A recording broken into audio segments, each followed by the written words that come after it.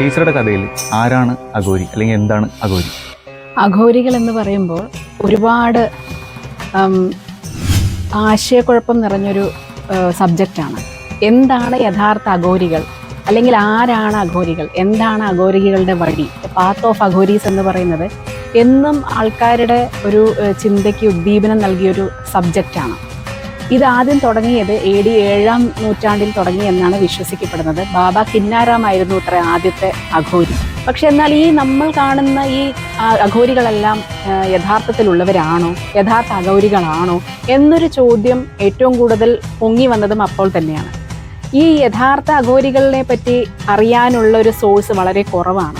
നമ്മൾ കാണുന്ന യൂട്യൂബിലായാലും ബ്ലോഗ്സിലായാലും വായിക്കുകയും കേൾക്കുകയും ചെയ്യുന്ന അഘോരികളിൽ എന്താണ് സത്യം എന്നതിൻ്റെ ഒരു അന്വേഷണമായിരുന്നു ഈ 7 കഥകളിൽ ചെന്നെത്തിച്ചത്. ഇവരുടെ ജീവിതം അല്ലെങ്കിൽ ഇവർ അനുഷ്ഠിക്കുന്ന അനുഷ്ഠാനങ്ങളെല്ലാം തന്നെ വളരെയധികം പ്രയാസമേറിയതും അതുപോലെ തന്നെ പൊതുജന സമക്ഷം തീരെ വരാൻ ആഗ്രഹിക്കാത്ത ഒരു വിഭാഗക്കാരാണ് അഘോരികൾ അല്ലെങ്കിൽ നാഗസന്യാസിമാർ എന്ന 2 വിഭാഗമുണ്ട്. ഈ 2 വിഭാഗക്കാർ അതിലേക്ക് എത്തിച്ചേരാനുള്ള ഒരു അന്വേഷണത്തിൻ്റെ ഭാഗമായിട്ട് നടത്തിയ പഠനങ്ങൾ, വായന, ഇതെല്ലാമാണ് ഈ 7 കഥകൾ വരാൻ കാരണമായത്.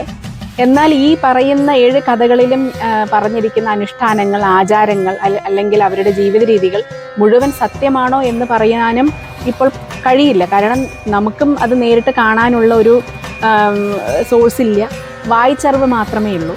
കുറേയധികം പുസ്തകങ്ങൾ, ബ്ലോഗ്സ് ഇതിൻ്റെയൊക്കെ ആധാരമായിട്ടാണ് ഈ കഥകൾ എഴുതിയത്. അപ്പോൾ ആഘോരികൾ എന്ന് പറയുന്നത് അവർ അനുഷ്ഠിക്കുന്ന ചില അനുഷ്ഠാനങ്ങളെ ബേസ് ചെയ്തിട്ട് എഴുതിയ കഥകളാണിത്. അതിനെ കഥാരൂപത്തിൽ പറഞ്ഞു എന്ന് മാത്രം.